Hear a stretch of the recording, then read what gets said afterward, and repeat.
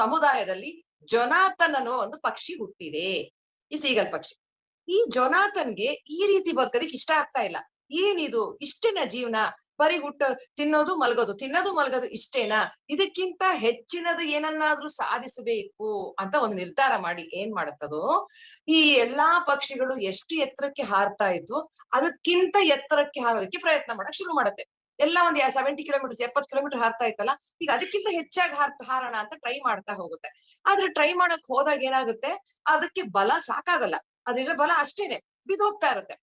ಆ ಪಕ್ಷಿಗಳಲ್ಲಿ ಏನೊಂದು ನಂಬಿಕೆ ಇರುತ್ತೆ ಅಂದ್ರೆ, ಯಾರೂ ಕೂಡ ಹಾರುವಾಗ ಕೆಳಗೆ ಬೀಳಬಾರ್ದು, ಕೆಳಗೆ ಬಿದ್ರೆ ಅದು ಅವರಿಗೆ ಆಗುವ ದೊಡ್ಡ ಅವಮಾನ, ಬೀಳ್ಬಾರ್ದು ಅನ್ನೋ ಒಂದು ನಂಬಿಕೆ.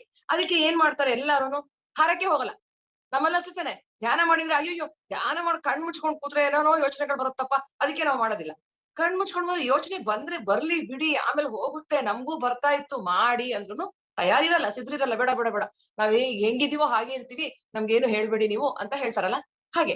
ಈ ಏನಾಯ್ತು ಈಗ, ಈ ಯಾವ ಪಕ್ಷಿಗಳು ಅದು ತಮ್ಮ ಲಿಮಿಟ್ಸ್ ಅನ್ನ ಬೌಂಡ್ರಿಗಳನ್ನ ದಾಟೋದಕ್ಕೆ ರೆಡಿನೇ ಇಲ್ಲ. ಇದೊಂದು ಪಕ್ಷಿ ಮಾತ್ರ ವಿಭಿನ್ನವಾಗಿ ಹುಟ್ಟಿದೆ, ಪ್ರತಿದಿನ ಪ್ರಯತ್ನ ಮಾಡ್ತಾ ಹೋಗ್ತಾ ಇದೆ ಇದು.